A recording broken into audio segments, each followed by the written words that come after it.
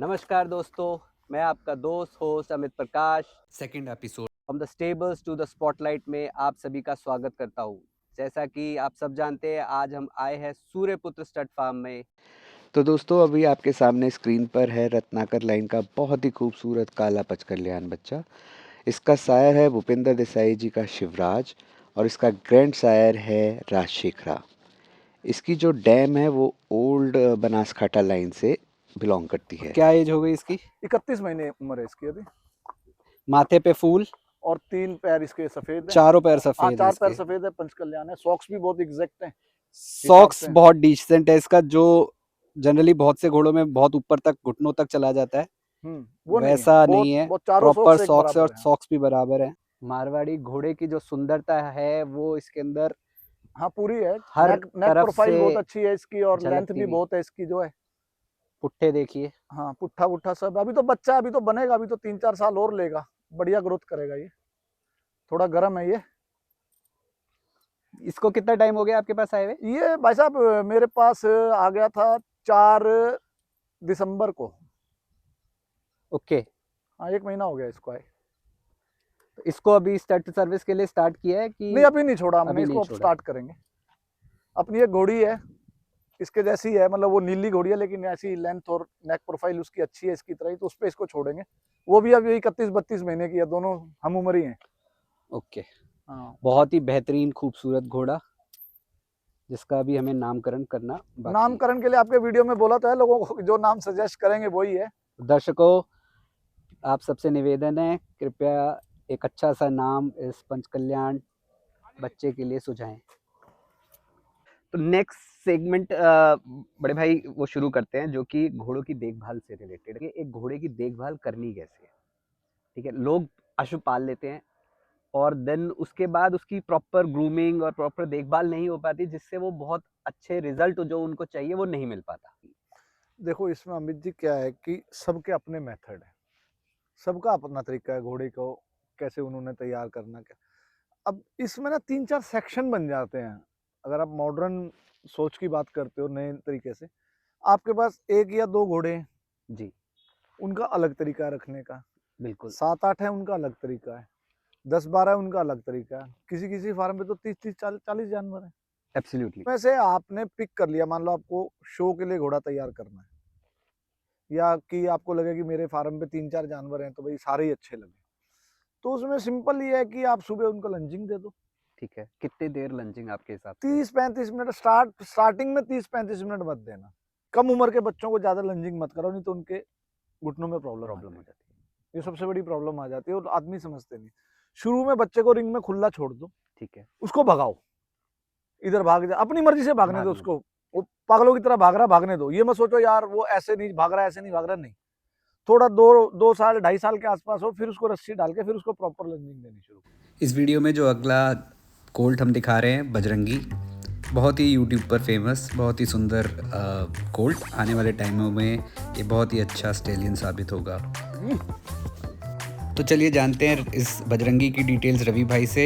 मगर इस वीडियो को अंत तक देखते रहें, बने रहें हमारे साथ। वीडियो को लाइक करें, सब्सक्राइब करें, बेल आइकन को दबाएं। रवि भाई, हमारे सारे सब्सक्राइबर्स को, व्यूअर्स को थोड़ा अपने इस अश्व के साथ परिचित कराएं। ये अमित जी अदंत बच्चा है ये, अभी 29 महीने इसकी उम्र हुई है और ये इसका नाम बजरंगी है और ये लाल रतन का है। लाल रतन है दिलबाग का, दिलबाग आलीशान का। और इसकी जो मदर है, एक प्रिंस अटेला करके घोड़ा हुआ था जो डायरेक्ट तूफान का, तो उसकी थी। तो ये इसकी डिटेल है। तो दोस्तों, ये है यूट्यूब पे बहुत ही फेमस अदंत बछेरा बजरंगी। बजरंगी, अब हमने बीच में बात करी घोड़ों के सूंड बनाने के लिए और उस चीज़ से, तो घोड़ों के पैरों की देखभाल अपार्ट फ्रॉम सूंड और क्या-क्या हमारे को करना चाहिए, जिससे कि उसके पैर, क्योंकि घोड़े के पैर हैं तो सब कुछ है, कहा जाता है, पुरानी देखो कहावत भाई है। साहब, अगर आप उसके खुर को रोज साफ कर रहे हो ना, तो कोई प्रॉब्लम नहीं आएगी। एक्चुअल में क्या है कि लोग घोड़े के खुरों को 10-10 दिन नहीं देखते, महीना महीना नहीं चेक करते, और उनके कीड़े पड़ जाते हैं। गीले होके। गीले हो गए, वो कीड़े पड़ जाते हैं, और वो कीड़े ऐसे होते हैं, वो डेली मल्टीप्लाई होते हैं। अगर मैगेट्स। आज एक है ना, तो कल 2 होंगे, परसों 4 होंगे, उससे अगले दिन 16 और बहुत होंगे, जल्दी उससे अगले दिन खाते भी है 64 वो। होंगे। वो खत्म कर देते हैं घोड़े को भाई साहब। इसके अंदर तो एक एक पाउडर आता है, वो डालते हैं हम, एक येलो कलर की स्प्रे आती है, वो मारो सारे कीड़े बाहर आ जाते हैं। ओके। हाँ, वो बहुत बढ़िया चीज है। तो और जैसा आपने बताया कि ज़्यादा खाना जब हम दे नहीं, देते, ज्यादा ओवर ईटिंग मत करो, ओवर ईटिंग करा देते, तो उससे भी खड़े में ओवर ईटिंग मत कराओ, तो उससे भी पैरों पे फ़र्क पड़ता बहुत पड़ता है भाई साहब, बहुत फर्क पड़ता है। है? जो कहा जाता है कि घोड़े के पैरों में पानी भर जाना या बन जाना, वो भी उसी वजह से होता है या उसी उसका कोई वजह और से रीज़न होता है। होता है? अभी मैंने गुजरात के हैं, उनके पास मेरे ख्याल कौन सा घोड़ा एक आया था, बड़ा फेमस घोड़ा था, उन्हीं के फार्म पे वो डेथ कर गया। ओके। उन्होंने ही बताया, उन्होंने उसको घी भी दे रहे हैं, उसको दूध भी दे रहे हैं, उसको चने भी दे रहे हैं, वो घोड़ा पैरों से खराब हो गया और उसी वजह से उसकी डेथ हुई बेचारे की लास्ट में जाके। आप दूध और घी देते हो अपने नहीं, घोड़े हम को? टच भी नहीं करते घोड़े को, दूध और घी से कोई मतलब ही नहीं। आपको लगता है कि घोड़ों को दूध और घी देना चाहिए? दूध घोड़े की डाइट ही नहीं है। आप बोलोगे क्यों दूध डाइट नहीं है? जंगल में कौन घोड़े को दूध पिला रहा बाल्टियां लेके? कोई नहीं, कोई नहीं। ठीक है। फिर दूसरी चीज कि घोड़ा कौन सा सारी जिंदगी दूध पीता है? उसका तो वो 3 4 5 महीने, जब तक आप घोड़ी के नीचे से नहीं हटाओगे जब तक दूध पिएगा। मेरे यहाँ बच्चों ने 8 8 महीने दूध पिया। सेम। लेकिन मैंने एक वीडियो देखी, उसमें मेरे को सुनने में मतलब जो आया, एक बड़े ब्रीडर थे, उन्होंने बोला 4 महीने तक दूध पिलाओ। उसके अंदर दूध की, माँ के अंदर से ही दूध की क्वालिटी डाउन हो जाती है। तो आप उसको पानी पिलाओ या दूध पिलाओ, बात एक बात बराबर बराबर है। पतला हो जाता है काफ़ी है। हाँ घोड़ी का दूध अगर आप 4-5 महीने के हाँ, बाद तो 4 पिलाते महीने से हो। ज्यादा मत पिलाओ। और घोड़ी के भी और मतलब फिर जो जैसे हम बाहर का दूध जानवर को पिलाते हैं ना, तो उसमें क्या होता है कि पेट में कीड़े पड़ते हैं। घी नहीं देना। ओके। नहीं, घी मैंने वैसे पर्सनली ठीक कभी है। नहीं दिया, बट मैं लोग कहते हैं घी मैं दो 12 महीने एक ही तेल देता हूँ सरसों का। घोड़ों को, सरसों का तेल। हर एक जानवर को शाम वाले दाने के अंदर 100 ml में देता हूँ। 100 ग्राम तेल में हर एक जानवर को देता हूँ। मैं ना सर्दी का चक्कर पालता ना गर्मी का, कि भाई ये सर्दी है सरसों का तेल दोगे ठंडा, इतनी भसड़ में पड़ना ही नहीं। ओके। हाँ, अपने किसी जानवर को कोई खांसी नहीं, कोई प्रॉब्लम नहीं। आप शाइन की बात करें तो शाइन हमेशा तेल से ही आता है जानवर के अंदर। नहीं, आर्टिफिशियल शाइन भी आने लग गई है वो तो फिर पीछे शैम्पू में। लगा लो वो। नेक्स्ट क्वेश्चन मेरा रहेगा, ये मैंने जनरली देखा है थॉरोब्रेड के अंदर कि काफ़ी एक ड्यूरेशन के बाद वो लोग अपने घोड़ों के दांतों को घिसवाते हैं। थॉरोब्रेड के अंदर ये मैंने देखा है एक्चुअली। नहीं नहीं, मैं क्या बताता हमें हूँ। मारवाड़ी घोड़ों में भी या मैं आप इंडिजिनियस ब्रीड्स में मैं भी ये आपको करना चाहिए? यहीं लेके आ रहा हूँ। एक्चुअली जब मैंने ये घोड़ा खरीदा था शाहजहां, उस समय 4 साढ़े 4 साल का था। इसके साथ एक मेयर आई थी, नीली अंदर है, वो होगी 6 साल की। तो ये दोनों बहुत वीक थे। ओके। मतलब इतने वीक थे कि आप यकीन नहीं करोगे कि जहां से मैंने लिया वहां से मुझे पड़ोस से उस लड़के का फोन आया, बोला भाई साहब अगर आप 10 5 दिन और ना लेके जाते तो मर जाते हैं। इतनी कंडीशन खराब थी घोड़े की। और मैंने 6 महीने इस घोड़े की फोटो भी नहीं खींचने दी किसी को। ओके। बहुत कंडीशन खराब थी। तो मैंने डॉक्टर है मेरे सुमित, मैंने उनको बुलाया। उन्होंने जब चेक करा तो इनकी पिछली जाड़ें बढ़ी हुई थी, पीछे जाड़ होती वो बड़ी, वो जब जाड़ बढ़ जाती है तो घोड़ा ना दाने को चबा नहीं पाता। ओके। फिर इसको तो शाहजहां को तो इंजेक्शन दिया हमने बेहोशी का, थोड़ा सा बेहोश करके इसको, फिर इसके दांत रगड़े, फिर उस मेयर के भी दांत रगड़े। कुछ लोग ये कहते हैं ना कि हम अच्छा दाना दे रहे हैं, डीवॉर्मिंग कर रहे हैं और हम लंजिंग दे रहे हैं, हमारा जानवर तैयार नहीं हो रहा। उसके पीछे दांत की समस्या है। 4 5 साल के बाद में कई घोड़ों के दांत बड़ी स्पीड से बढ़ते हैं, पीछे वाले, आगे वाले नहीं पीछे वाले। उस वजह से वो दाने को चबा नहीं पाते। अब आ जाते हैं नेक्स्ट चीज, आंखों की देखभाल के लिए आप कुछ जानकारी दे सकते हैं? जैसे कई घोड़ों की आंखों में हमेशा एक जिसे कहते हैं ढीड या गाद सा बना रहता है, वो नहीं, वो जो ढीड और गाद बनने का जो मेन कारण है, वो सबसे बड़ा मेन कारण है अगर घोड़े के पेट में कीड़े हैं तो। ओके। वो फर्स्ट रीजन वही है। उसके अलावा कोई रीजन हो तो वो डॉक्टर बता सकता है। जो मेरी नॉलेज में जिस भी घोड़े की आंख में ढीड बन रही है, इवन मैं आपको फिर वही बात हो जाए, एक छोटा सा किस्सा सुनाता हूँ। मैंने एक नुकरी घोड़ी खरीदी 28 29 महीने की, वो मेरे पास आई। उसके बाद में क्या हुआ, उसका नाक में से बलगम आनी बंद ना हुई। ओके। मैंने उसका सारा इलाज कर लिया। फिर मेरी किसी डॉक्टर से बात हुई, बोले भाई ये जो नाक से बलगम आ रही है ना, इसका कारण कई बारी पेट के कीड़े होते हैं। ओके। बोला आप दवाइयां देते रहो, कुछ नहीं होगा। और बोला ये जो बोलते हैं ना कि ये कनार होगी पनार होगी, बोला ये कुछ नहीं है, ये सब देसी बातें। आप एक बार इसको डीवॉर्मिंग। डीवॉर्मिंग करो। अच्छा, डीवॉर्मिंग करने से पहले क्या हुआ, मैं वो घोड़ी की लीद ले गया। हमारे यहाँ पालम के अंदर सरकारी अस्पताल है, मैंने वहां चेक कराई लीद। भाई साहब वो बोले इसके पेट में कीड़े ही नहीं है। रिपोर्ट में आया इसके पेट में कीड़े ही नहीं है। मेरी डॉक्टर से फिर बात हुई, मैंने कहा इसके पेट में तो कीड़े नहीं, दवाई क्यों दूं मैं? बोले यार एक बारी दे के देख लो, कई बारी रिपोर्ट भी ऐसी आ जाती है। आप यकीन नहीं करोगे, मैंने उसको ट्यूब वाली वो डीवॉर्मिंग करी, आइवरमेक्टिन दी मैंने उसको। उस घोड़ी के अंदर से कोई 24 से 30 घंटे बाद 3-3 फुट लंबे कीड़े निकले, 3-3 फुट लंबे कीड़े निकले भाई साहब। फिर मैंने वो निकाल, उसमें 3-4 कीड़े आए। फिर उन्होंने मुझे बताया, डॉक्टर ने एक चीज और बड़ी अच्छी बताई कि जब भी आप डीवॉर्मिंग करो घोड़े की, जब भी डीवॉर्मिंग करो, अगर उसके पेट से कीड़े निकले हैं, आप घोड़े की लीद को निरंतर 24 घंटे से लेकर 72 घंटे तक चेक करते रहो। अगर उस 24 से 72 घंटे के बीच में अगर कीड़े निकले हैं तो आपको 7वें दिन उसको दवाई फिर रिपीट करनी है। उसका कारण ये है, जो उन्हें अंडे अंदर दिए हैं वो 7-8 दिन में फिर बड़े हो जाएंगे, बच्चे आ जाएंगे। तो बोला उसको जब आप दे दोगे तो फिर आपको 4-5 महीने देखने की जरूरत ही नहीं है। आपके हिसाब से क्या बेटर वे है डीवॉर्मिंग करने का? जैसे कि ट्यूब की बात करी, मैंने भी ट्यूब से करी है। अभी रिसेंटली मैंने अपने दोनों बच्चों की जो डीवॉर्मिंग करवाई वो स्टमक ट्यूब से करवाई। वो हाँ, डॉक्टर साहब नाक ने, से दी होगी, हाँ, वो भी पाइप अच्छी है, डाल वो के। भी अच्छा तरीका है। तो क्या बेटर तरीका है? कुछ लोग गोली दे देते हैं दाने में मिला के। देखो सबसे बेस्ट जो तरीका है वो ट्यूब चली हुई है आजकल। मैं बता देता हूँ दिल्ली एनसीआर के लोगों को, अगर किसी को भी डीवॉर्मिंग की ट्यूब चाहिए तो वीको कंपनी की ट्यूब आती है। दिल्ली के अंदर एक जगह है दिल्ली कैंट सदर बाजार, वहाँ पे एक छोटा सा बाजार है गोपीनाथ बाजार, वहाँ पे अग्रवाल के नाम से, अग्रवाल केमिस्ट के नाम से आप गूगल पे जाके सर्च करोगे तो उनका आ जाएगा। तो जो भी आपको वेटनरी दवाई चाहिए घोड़ों से कंसर्न, आपको वहाँ से मिल जाएगी, वो कोरियर कर देते। आपको दर्शकों मैं अग्रवाल मेडिकोज का नंबर जो है डाल दूंगा डिस्क्रिप्शन में। नेक्स्ट आ जाते हैं हम कि डाइट पर। ये बड़ा एक पेचीदा मुद्दा है, ठीक है, और इस पे मैं आपसे आने वाले समय में जितने भी हम दिल्ली एनसीआर के अश्वपालक हैं उनसे हम इस बारे में ज़रूर बात करेंगे कि, और मैं सबसे जानना चाहूँगा कि वो क्या तरीके की डाइट दे रहे हैं या क्या प्रेफर करते हैं, क्योंकि ये बहुत ही ऐसा मुद्दा है कि सबकी सोच अलग है। कुछ लोग अलग तरीके की आजकल रेडीमेड फीड देना पसंद कर रहे हैं, कुछ अभी भी पुराने तरीके पे चले जा रहे हैं। तो मेरे को आपसे जानना है कि आप किस तरीके की फीड दे रहे हैं, क्या आपका डाइट प्लान है बच्चों के लिए, चाहे वो हमारे स्टेलियंस के लिए हो, चाहे छोटे बच्चों के लिए हो, चाहे मेयर के लिए हो, तो हम किस तरीके के पैटर्न पे इनका डाइट प्लान लेके चल रहे हैं? देखो मैं आपको ना थोड़ा सा पीछे ले जाता हूँ, 2-3 साल जब हमने घोड़े पाले थे, स्टार्ट किए थे, तो हम बड़े परेशान थे क्या डाल ले। किसी को फोन किया, भाई साहब आप इसको जौ डाल लो, चना डाल दो, इसके साथ जई डाल दो, और सर्दियां हैं तो बाजरा डाल दो, ये था। अब हम इतने परेशान थे कि आज हम जा रहे हैं जौ खरीदने, उस समय 23 रुपए किलो था, 1 महीने बाद जा रहे तो 28 रुपए किलो है, उसके 2 महीने बाद जा रहे तो 35 रुपए किलो है।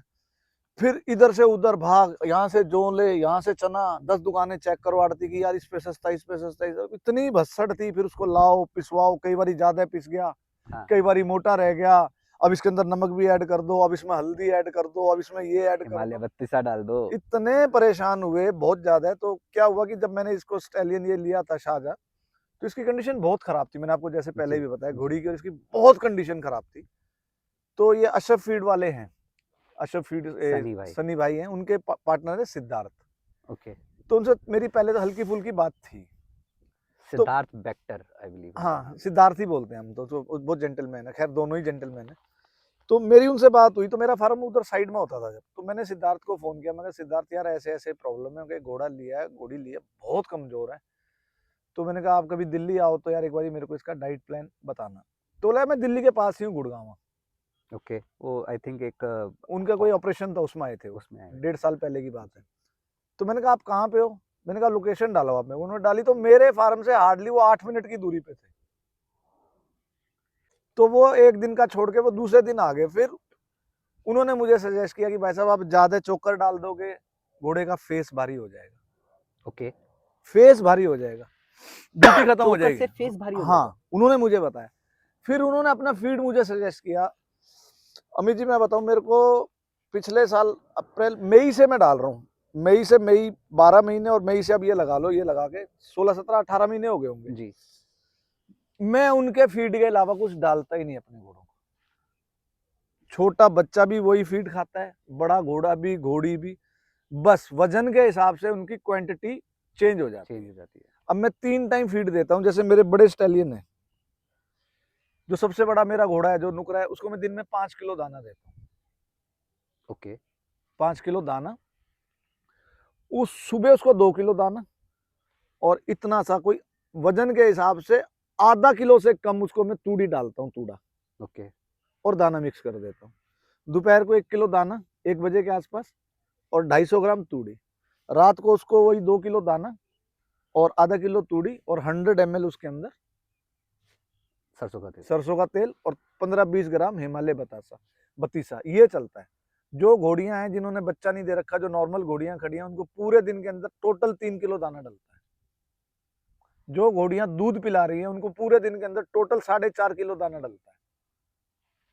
और मेरे आप किसी भी को आप घोड़े निकालोगे, सारे कंडीशन में ही रहते हैं। मैं तो एक्सपेक्ट कर रहा था आप 7-8 किलो के करीब स्टेलियंस को दाना देते होगे, बट नहीं, ये नहीं भाई मेरे साहब, लिए बहुत ही जरूरत नहीं है। सरप्राइजिंग है कि 5 किलो फीड से वो जो सेहत है।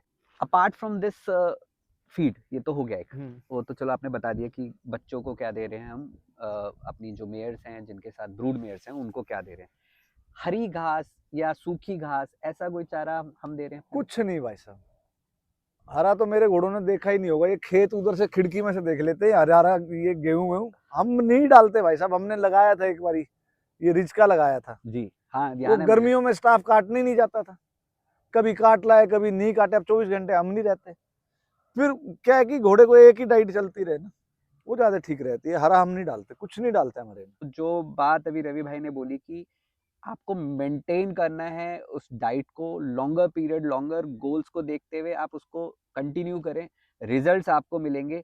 चाहे आप अश्वा फीड, जो भी फीड आप लोग भी दे रहे हैं, उसे कंटिन्यू करते रहें, उसके साथ छेड़छाड़ ना करें, ताकि हाँ, घोड़ा अडेप्ट कर सके उसको और उसकी बॉडी पे वो जो प्रॉपर उसको मिनरल्स और बाकी चीजें उस डाइट से मिल रही हैं, वो अपने रिजल्ट दिखा सके। तो जैसा आप कह रहे हो कि आप हरी घास या कोई भी किसी तरीके का चारा, जैसे नहीं बड़ा बिल्कुल अभी मूंगफली के चारे के लेके बड़ा हुआ है कि सर्दियां आ रही है तो जी मूंगफली का चारा खिलाओ, क्योंकि उसके अंदर ऑयल कंटेंट बहुत ज्यादा होता है। नहीं, नहीं ऐसा कुछ नहीं है। जो मूंगफली का चारा बेचते हैं ना, इसमें मूंगफली का, वैसे तो इसको इधर पंजाब वाली लैंग्वेज में मूंगफली का नीरा बोलते हैं, नीरा। जी जी। इसमें 2 चीज आती है, एक 37 नंबर नीरा आता है, एक 10 नंबर आता है। ओके। तो पहले साल किसी से मैंने नीरा मंगवाया, तो उससे मैंने पूछा 10 नंबर और 37 नंबर क्या है, तो बोला जी 10 नंबर छोटा है, 37 नंबर बड़ा है लंबाई में। तो कटाई से लंबाई बड़ा छोटी हो सकती है। नहीं, जो 10 नंबर है वो छोटा है, छोटी कटिंग है, ठीक है। और जो 37 नंबर है वो बड़ी बड़ी कटिंग है। कटिंग है। अभी 6 महीने पहले मेरे को किसी का फोन आ गया, 6 क्या 3 महीने पहले नीरे वाले का फोन आ गया। मैंने कहा भाई ये मेरे को तू 10 नंबर दियो। कह रहा भाई साहब 10 नंबर मत लो, आप 37 नंबर लो। क्योंकि उसके पास कटिंग मशीन में बड़ी कट रही नहीं है। नहीं, पता ही कुछ नहीं है ज्ञानचंद बने में।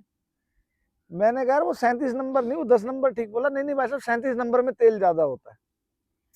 मैं साला यही है कि 10 और 37 साइज है कि क्या है। अब तेल क्या है कि पत्ते में तेल थोड़ी होगा, तेल तो उसके वो जो अंदर गिरी है उसके अंदर होगा। मूंगफली के नीरे को छानना बड़ा पहाड़ है। हमारी मशीन में हमने छाना, बहुत मिट्टी निकलती है भाई साहब। वो मूंगफली का नीरा तो सबसे बड़ा कॉलिक का कारण है। वो क्या पीछे से जो ये लोग वो खुद कर भी रहे हैं, मिला वो देते मिला हैं रहे हैं या भाई साहब। बाय देखो डिफॉल्ट की खेत में पड़ी है तो देखो उसके साथ लोडिंग में आ खेत गई? में उठाने में आपका मेथड क्या है? खेत में उठाने का, अगर आप जेसीबी मशीन से उठा रहे हो वैसे ही उठाओगे तो तो मिट्टी आ ही 10% जाएगी। मिट्टी आ गई। आ जाएगी बाय अब वो डिफॉल्ट। इतने भाई लोग इतने बेईमान हो चुके हैं कि वो अलग से जेसीबी से मिट्टी और डाल देते हैं उसके अंदर, वेट 25% बढ़ाने, मिट्टी आ जाती है वेट बढ़ाने के लिए। वेट बढ़ाने के लिए। ये चीजें हैं। तो हमने तो एक बार ही डाला, खैर हमें कोई प्रॉब्लम नहीं है क्योंकि हमारे पास मशीन थी। फिर धीरे धीरे कई लोगों से बात हुई, उन्होंने बोला यार तू चल मिट्टी तो निकाल लेगा। बोलो अंदर मूंगफली के जो फंगस है उसको कैसे निकालेगा। अब वो डाइट ही हमारी कुछ नहीं है भाई साहब। मैं क्या कह रहा हूँ, उसको तो हम सारा ही 4.5 किलो दाना डालते हैं शाजा को। तो वो तो ऐसा है कि मतलब एक एक मसल देख लो आप उसकी। अब पहले एक एक हड्डी नजर आती थी उसकी, अब आप एक एक मसल देख लो उसकी। बिल्कुल। तो वो है हमारे सब जानवरों को। बजरंगी वो खा रहा है। मैं आपको बताऊं अमित जी, देखो ये सामने सूरज जैसे बड़ी कोई चीज नहीं है हमारे यहाँ फार्म पे ना। आप बेशक अचानक आ जाना, जैसे घोड़ियां आती है आप अचानक आ जाओ, हमारे आपको अशव फीड के प्लेटिनम बैग के अलावा कोई बैग ही नजर नहीं आएगा। हमारे यहाँ जो घोड़ियां आती हैं मिलने के लिए, हम उनको भी वो ही फीड डालते हैं जो अपने जानवरों को डालते हैं। तो अगला जो विषय मैं आपके साथ डिस्कस करना चाहूँगा, जो मेन कारण है अब इस वीकली टॉक शो को लेके आने का, कि दिल्ली जो है सेंटर प्लेस है। ठीक अगर है। हम बात करें, देश की राजधानी तो है ही है, मगर जो स्टेट्स में अभी घोड़ों का प्रचलन है, चाहे बात करें यूपी हो गया, मध्य प्रदेश हो गया, पंजाब, हरियाणा, राजस्थान और गुजरात, इन सबका एक मोटा मोटी एक सेंटर प्लेस दिल्ली है। और दिल्ली के अंदर जहां तक मेरी जानकारी है, प्लीज मुझे करेक्ट कीजिएगा, दिल्ली के अंदर कम से कम नहीं तो 50 से 60 अच्छे अश्वपालक हैं जो कि अच्छे लेवल पे अच्छे घोड़े पाल रहे हैं। ठीक है, तो आपके हिसाब से ऐसा क्या कमी रह रही है कि अभी दिल्ली एनसीआर के जो अश्वपालक हैं वो लेवल नहीं पा पाए हैं, या प्रसिद्धि उतनी नहीं मिल पाई है जिस तरीके की प्रसिद्धि पंजाब हो गया या राजस्थान के अश्वपालकों को मिली है? दिल्ली के अंदर मैं आज आपको बताता हूँ, जो घोड़े पाल रहे हैं उसमें ऐसे ऐसे आदमी भी हैं जो 100 करोड़ रुपए के आदमी हैं। ओके, पैसे की कमी, उनको 20 घोड़े भी उनके पल रहे हैं, उनके माथे पे चूड़ी नहीं है कि यार मैं 20 पाल रहा हूँ, मैं 40 पाल रहा हूँ, मैं 12 पाल रहा हूँ। किसी को कोई शिकन नहीं है, मैं 12-14 जानवर रखता हूँ, अपने को कोई शिकन नहीं है। नहीं कमाएंगे पैसा कोई बात नहीं, अपना शौक तो पूरा हो रहा है। ठीक है, अभी क्या है कि अब आप देखो, इस समय अगर घोड़ों का आप अगर हब बोलते हो ना, मार्केट बोलते हो, तो वो पंजाब है, स्पेशली पंजाब का मोगा और लुधियाना जिला। ओके, ये हब है। अब आप देखो कि पिछले 2 साल से और अब इतना चेंजेस आ गया कि अगर आप बोलो ना तो एक एक महीने में 3-3 शो हैं। जी बिल्कुल। अभी महसाना हुआ गुजरात में, उससे पहले मोगा हुआ पंजाब में, बीच में हनुमानगढ़ हो गया, हनुमानगढ़ हो गया, फिर अभी ये मुक्तसर शायद अब ये शुरू हो गया अब 18 जनवरी तारीख से मुक्तसर आ जाएगा, 10 जनवरी से। 17-18 तारीख से। नहीं 10 जनवरी से, 10 जनवरी से 10, 11, 12 3 दिन शो लगता है ना। 13 को वहां नहाना होता है जी, अपना, जो दिन लोहड़ी होती है लोहड़ी। उस दिन वो नहाते हैं गुरुद्वारे में जाके बाबा जी के। ठीक है, फिर उसका शो ही शो है, शो ही शो है, शो ही शो है। यार दिल्ली के अंदर जब 47-48 लोग हैं, कोई भी ऐसा घोड़े वाला नहीं है जिसके पास 7-8 से नीचे जानवर हो। और दिल्ली के जानवर जाके मोगा शो में प्लेस मार रहे हैं। हाँ बिल्कुल, अपने सैनी साहब की कोई बच्ची है, वो मोगा में प्लेस मार के आई। अपने रवि कपूर जी का घोड़ा जो है नटराज जी, वो प्लेस मार के आया मोगा में। बिल्कुल। ठीक है भाई साहब, थोड़ा सा स्टार्ट करना पड़ेगा। मैं आपको बताऊं, शेखावटी में एक लड़के ने 2 बारी शो करा दिया है, सिंगल लड़के ने खड़े होकर शो करा दिया, और हम 40 आदमी शो नहीं करा पा रहे। कोई कहेगा जी हमने बड़ा ही बड़ा करना है। अरे भाई छोटे से शुरू कर लो यार, पहले 100 मीटर की दौड़ मार लो, लिखवा लेंगे मैराथन में नाम बाद में, प्रैक्टिस हो जाएगी। प्रैक्टिस हो जाएगी यार। कुछ तो करो, छोटे से तो करो। कोई पहले दिन मैराथन वाला कोई पहले साल जाके चैंपियन नहीं बन जाता भाई साहब, टाइम लगता है। तो आप, अगर मैं सही समझ रहा हूँ तो आप ये कहना चाह रहे हो कि अगर हमें दिल्ली को हब बनाना है, हब बनाना है, we want to move from Punjab, अगर हमें दिल्ली को हब बनाना है, तो क्या हमारे को हॉर्स शो कराना जरूरी है या और भी कोई तरीका है जिससे कि प्रसिद्धि पाई जा सके? नहीं मैं आपको बताता हूँ, बड़ी मजे वाली बात बताता हूँ। नटराज जी है, रवि कपूर जी का घोड़ा, बिल्कुल जहां भी गया फर्स्ट फर्स्ट फर्स्ट चैंपियन। बता दो उनकी टक्कर का पंजाब में कौन सा घोड़ा है? शायद ही कोई होगा। ठीक है, अपने पहलवान है अपने यहाँ से अमरजीत जी, हाँ जी, उनके पास पोरस करके बच्चा एक। हाँ ठीक है, अभी वो अभी 2-3 दो शो दांत में है। 2-3 शो में क्या फर्स्ट फर्स्ट फर्स्ट। हाँ अभी हनुमानगढ़ में विनर रहे हो। ठीक है, बता दो पंजाब में किसके पास बच्चा 2-3-4 शो फर्स्ट फर्स्ट फर्स्ट मार गया। ठीक है, उसके बाद में अपने सैनी साहब के पास अच्छी कलेक्शन है। सैनी साहब इधर के पास हेमंत तो जी के पास, चैंपियन। हेमंत यादव जो मानेसर के पास में है पंचगांव, उनके पास अच्छी कलेक्शन है। मेरे बिल्कुल पड़ोस में मेरे करण मल्होत्रा जी हैं, उनके पास जाके देखो, ऐसी ऐसी बच्चियां उनके पास खड़ी हैं, भूख भाग जाए आदमी की। अच्छे अच्छे फार्म पे नहीं है ऐसी बच्चियां। आप इधर चले जाओ, अपना अपना क्या नाम है, महाजन जी के पास देखो क्या बढ़िया कलेक्शन है। आप नाम बोलो ना दिल्ली में, जिस किस घोड़े वाले का बोलते उसके बाद भी हम भाई हब साहब। क्यों नहीं बना पा रहे? मैं आपको बताऊं, अगर दिल्ली का अगर 47 हमारे स्टड फार्म है, अगर 47 ही हम शो करा लेना तो हम आपस में सिर फोड़ लेंगे एक दूसरे का। यार उसकी ज्यादा अच्छी थी, वो बोले नहीं नहीं उसके वाली अच्छी थी। इतनी टॉप क्वालिटी दिल्ली के अंदर खड़ी है ना भाई साहब, ऐसी टॉप क्वालिटी खड़ी है। आप पंजाब में 500 किलोमीटर घूम जाओ, आपको नहीं मिलेगी। आप दिल्ली का 20 किलोमीटर का रेडियस मार लो, आपको ऐसे ऐसे जानवर नजर आएंगे, ऐसी ऐसी घोड़ियां, ऐसे ऐसे बच्चे, ऐसी ऐसी बच्चियां, आपकी भूख भाग जाएगी। तो दर्शकों, जो आपने अभी रवि जी से सुना कि दिल्ली एनसीआर में किस तरीके के बेहतरीन खूबसूरत लाइन के अश्व, बच्चे, स्टेलियन अवेलेबल है, तो मुझे कहने में कोई गुरेज नहीं है कि आने वाला समय शायद दिल्ली एनसीआर का होगा और अगले साल 2 साल के अंदर हम दिल्ली एनसीआर को घोड़ों की दुनिया का हब बनाने में कामयाब हो पाएंगे। नेक्स्ट क्वेश्चन मेरा ये रहेगा रवि भाई की मैं देखिए मैं जी, आपको काटते हुए एक बात कोई बोलना नहीं चाहता बताएं। हूँ। मैं ना आपके चैनल के माध्यम से एक बात कहना चाहता हूँ पूरे हिंदुस्तान के घोड़ा प्रेमियों को, जो जेन्युइन चीज बायर करना चाहते हैं। आप दिल्ली के अंदर आके किसी भी फार्म से कोई भी बच्ची बच्चा खरीद लो, मैं आपको गारंटी देता हूं कि एक भी फार्म वाला झूठ नहीं बोलता। जिस बच्चे की होगी, जिस घोड़े की बच्ची होगी, जिस घोड़े का बच्चा होगा, जिस घोड़ी की बच्ची होगी, आपको मैं लिख के दे रहा हूं, आप किसी भी फार्म पे चले जाओ, आपके साथ चीटिंग नहीं होगी। ये अपने आप में बहुत बड़ी किसी बात भी रवि फार्म भाई पे ने चले करी जाओ है। दिल्ली के, अगर उसने बोल दिया ना कि ये परसेन की बच्ची है, करण मल्होत्रा के पास में 2-3 बच्चियां परसेन घोड़े की है, अगर करण ने बोल दिया ना ये परसेन की है, तो वो परसेन की ही निकलेगी, वो किसी और घोड़े की नहीं निकलेगी। आप महाजन जी के यहाँ चले जाओ, अगर उन्होंने बोला ना रूबल स्टार की है, तो रूबल स्टार की निकलेगी, किसी और की नहीं निकलेगी। यहाँ चीटिंग नहीं है दिल्ली के अंदर, सबके पेट भरे हुए भाई, और सब इज्जत वाले आदमी हैं। आप मेरे फार्म पे आओ, मेरे पास 2 बच्चियां रफेल की खड़ी हैं, एक बच्ची मेरे अपने घोड़े की शाहजहा की खड़ी है, एक बच्ची मेरे पास चंबी खड़ी है। जो हम कह के देंगे ना, ऑल ओवर इंडिया कहीं भी जाके चेक कर लेना, अगर वापिस हो ना दुगने पैसे देंगे और साथ में बच्ची भी छोड़ देंगे, जो आप हमारे से लेके जाओगे। हमारे सर्कल में जितने भी, मैं अपने की नहीं बात कर रहा, आप रवि कपूर से ले लो जाके कोई जानवर, आप महाजन जी से ले लो, आप अतुल जी से ले लो, आप करण जी से ले लो, आप सैनी साहब से ले लो, आप अमरजीत से ले लो, आप मतलब हेमंत यादव पंचगांव से आप जानवर लो, मैं कह रहा हूँ यादव गौरव यादव जी के यहाँ से ले लो। मैं तो इतने नाम ही नहीं गिनवा पाऊंगा, इतने जेन्युइन लोग हैं दिल्ली के अंदर भाई साहब। आप आके जानवर लो, यहाँ से ठगी से बचो।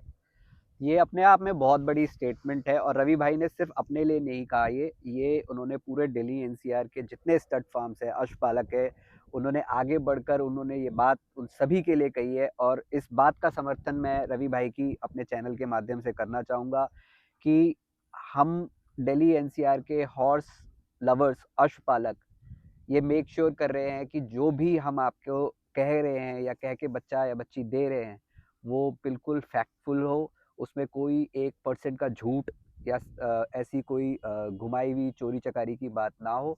तो इन टॉक शो का जो मेन पर्पस था वो यही है कि हम लोग आपस में बात करें, दिल्ली एनसीआर के जितने अश्वपालक हैं उनको हम आपके सामने प्रस्तुत कर सके और आने वाले समय में दिल्ली एनसीआर को मारवाड़ी घोड़ों की दुनिया का हब बना सके। नेक्स्ट जो क्वेश्चन मैं आपसे पूछने वाला था रवि भाई, एज अ बिजनेस आप आने वाले 5 साल में इस व्यवसाय को कहाँ देखते हो? क्योंकि हर कोई तो राइडिंग करेगा नहीं, और कितने जानवरों को अपने यहाँ रखेगा, कितने जानवरों को पालता चला जाएगा? मैं आपको बताता हूँ, आप अगले 5 साल की बात कर रहे हो ना, आप पिछले 5 साल से उठाओ,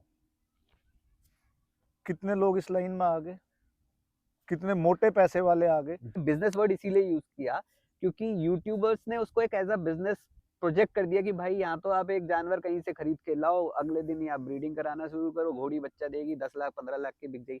सच्चाई आपको भी पता है, मुझे भी पता है कि ऐसा अमूमन होता नहीं है।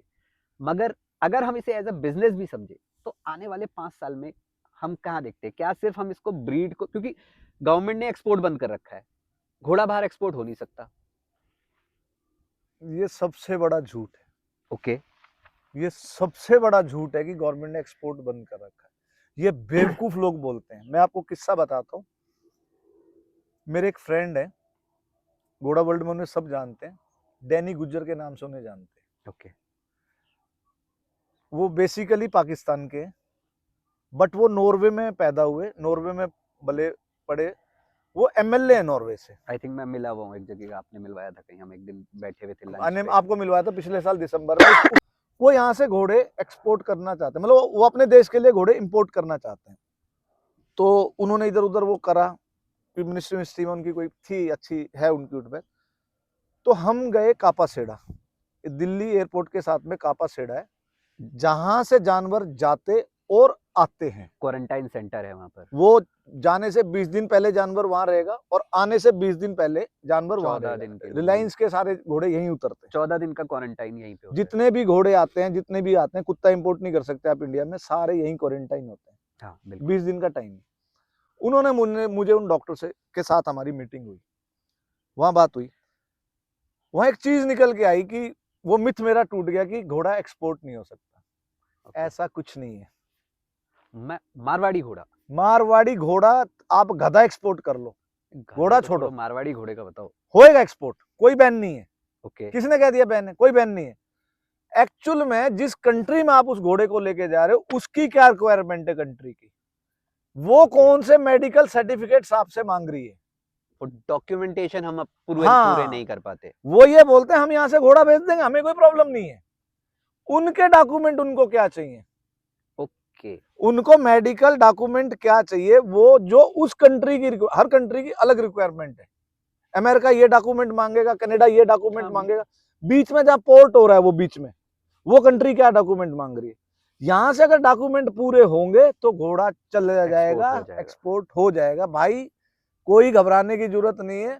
आप अपना अमेरिका घोड़ा भेजना चाहते हो, वहां के डॉक्यूमेंट, बीच में जहां पोर्ट पे रुकेगा वहां के डॉक्यूमेंट, वहां का खर्चा, अगर ये सब आप कर लोगे तो आप अमेरिका, इंग्लैंड, कनाडा जहां मर्जी घोड़ा ले जाओ, कोई नहीं रोक रहा। ये अपने आप में एक नई जानकारी अभी रवि भाई के थ्रू हमें मिली, क्योंकि मैं घोड़ा प्रैक्टिकली गया हूं वहां पे। एक्सपोर्ट हो सकता है, मगर अब वो हमारी जिम्मेदारी बन जाती है कि जहां भी हम घोड़े को एक्सपोर्ट कर रहे हैं उसके डॉक्यूमेंटेशन को, उस कंट्री के डॉक्यूमेंटेशन रिक्वायरमेंट को उस हम कंट्री की है।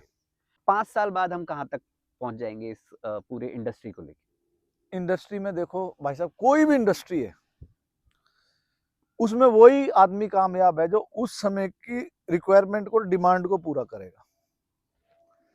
अब जो समझदार लोग हैं ना, जो समझदार लोग हैं वो अपनी घोड़ियों को उन घोड़ों से ब्रीड करा रहे हैं जिनका नाम है, वो किलोमीटर नहीं देख रहे जी। अब मेरे पास पंजाब से अगर घोड़ी आती तो 500 किलोमीटर से आती है, उस 500 किलोमीटर के अंदर उनको 50 किलोमीटर पे भी घोड़ा मिल सकता है, एब्सोल्युटली। उनको 40 किलोमीटर पे भी घोड़ा मिल सकता है। ठीक है, अगर वो 500 किलोमीटर यहाँ भेज रहे हैं तो कोई बात है ना, घोड़ों के रिजल्ट देख के। रिजल्ट देख के। तो भाई जो आदमी किलोमीटर नहीं देख रहा और जो अच्छा घोड़ा रिजल्ट प्रोड्यूस कर रहा है, अगर वो उससे मिलवा रहा है तो भाई वो कहीं लॉस में नहीं है, एब्सोल्युटली। वो कहीं लॉस में नहीं है। आज आप देखो काले कांटे की बच्चियां 30-30, 35-35 लाख से नीचे है नहीं जिनके पास खड़ी है। आप दिलबाग की बच्चियां देख लो, अभी पिछले ये जो पुष्कर गए, इससे पिछले पुष्कर में 1 करोड़ 5 लाख या 10 लाख की बच्ची बिकी है दिलबाग। कौन कहता बायर नहीं है? 15-20 लाख रुपए तो रेवड़ी हो चुका है इस इंडस्ट्री के अंदर भाई साहब। रेवड़ी बोलते हैं 15-20 लाख का। अगर कोई जानवर लेने जाता है तो हम लोग बोलते हैं क्या रेवड़ी खरीद रहा है क्या? ये मेरे पास जो शाहजहा है, ये 10 महीने का बच्चा 51 लाख का बिका था, आज से 5 साल पहले। उस टाइम का शायद सबसे महंगा बच्चा बिका था। हाँ, उस समय का मतलब महंगा था। जी। 51 लाख का, 51 लाख रुपए आज से 5 साल पहले बहुत। आज अगर बात करते हो तो 1.5 करोड़ रुपए का बच्चा था। उस टाइम पे सबसे महंगा बच्चा बिका था ये। ठीक है, रिजल्ट भी प्रोड्यूस कर रहा है। एब्सोल्युटली। सारी बच्चियों के ब्लेज दिए इसने, मतलब इसका 90% ये बच्चियां दे रहा है। और जितनी भी बच्चियां दी हैं सबके ब्लेज, किसी के पतला किसी के मोटा, सबके ब्लेज, सबके 3 पैर सफेद, 4 पैर सफेद। तो अब जो नए पशुपालक इसमें आना चाहते हैं, वो तभी मैं कामयाब आपको होंगे दिल्ली जी। एनसीआर के पशुपालकों की तरफ से आप उन लोगों को क्या कहना चाहोगे? किन लोगों को? जो नए जो आ रहे नए पशुपालक बनना चाहते हैं, जो इसमें आना चाहते हैं, नए घोड़ों को खरीदना चाहते हैं। मैं यहाँ बात कर रहा हूँ कि as an from on behalf of Delhi NCR horse owners, आप उन लोगों को क्या कहना चाहोगे? मैं क्या देखो, सजेशन देना चाहोगे? मैं आपको ना एक बात बताता हूँ। शुरू में ना बहुत लोगों के फोन आते हैं, भाई साहब कोई ना घोड़ा दिला दो, बच्चा छोटा। आज भी, आज की बात कर रहा हूँ, शमीम नाम है उनका, शमीम खान है या नाम है उनका, शमीम मुरादाबाद से हैं। वो मेरी वीडियो देखेंगे तो कमेंट जरूर करेंगे। आज उनका रात को मुझे फोन आया कि मुझे 3-4 महीने का कोई बच्चा दिला दो। मैंने उनको बोला भाई मैं आपको जानता नहीं हूँ, मैंने वॉइस मैसेज डाला, आप मुझे फोन कॉल कर लो। उनका मुझे सुबह फोन कॉल आया कोई 11:30 बजे दिन में। तो बोले भाई साहब मेरे को ना बच्चा चाहिए। मैंने कहा क्या करना है बच्चा आपने? कह रहा मैं पालूंगा। मैंने कहा भाई साहब आप घोड़ी ले लो। मैं कहा बच्चे के चक्कर में मत पड़ो। समझाया मैंने उनको, समझ में आया। बोला भाई साहब फोटो भेज दो। मैंने कहा भाई फोटो से कभी जानवर मत खरीदियो। मैंने कहा अगर 10 लाख रुपए की तू चीज खरीदने जा रहा है ना, तो मैं 50,000 का तेल जरूर फूक लियो। एब्सोल्युटली। पहले तो जहां, जैसे तू मेरे फार्म पे ही आ रहा है ना लेने, पहले मेरे यहाँ कर ले, तू देख ले, डन मत कर किसी चीज को। फिर आसपास के तो 10-20 फार्म तू विजिट कर ले, फिर तुझे फर्क पता लगेगा क्या है। ठीक है, मैं ये बोलता हूँ कभी भी फोटो पे जानवर मत खरीदो। बहुत एक्साइटेड मत हो, कई लोग एक्साइटेड हो जाते हैं फोटो देख। फोटो तो आप भी फोटोग्राफर, ऐसी ऐसी ट्रिक से आती है, मुकरी का अमिताभ बच्चन बना देते हो तुम। बिल्कुल बिल्कुल बिल्कुल। इस इंडस्ट्री को समझना पड़ेगा, इमोशन से काम नहीं चलता।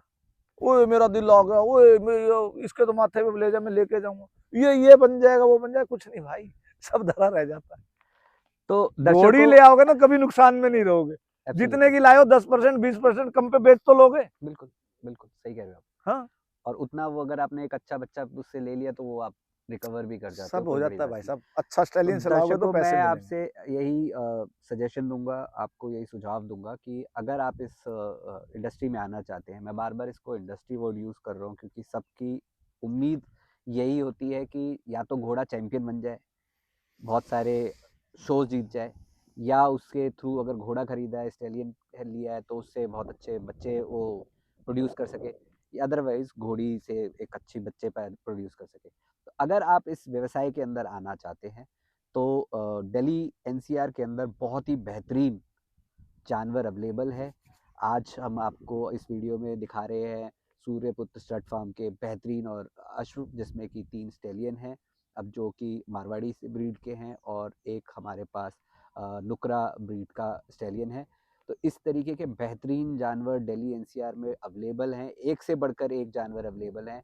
आप एक बार दिल्ली एनसीआर को एक्सप्लोर करके देखें, बहुत ही अच्छे लोग हैं, और जितनी मदद हो सकेगी आप सब लोगों की हम सब लोग मिलके करेंगे। आने वाले संस्करणों में हम आपको दिल्ली एनसीआर के करीबन ऑलमोस्ट हर कोने के अश्वपालकों से मिलवाएंगे।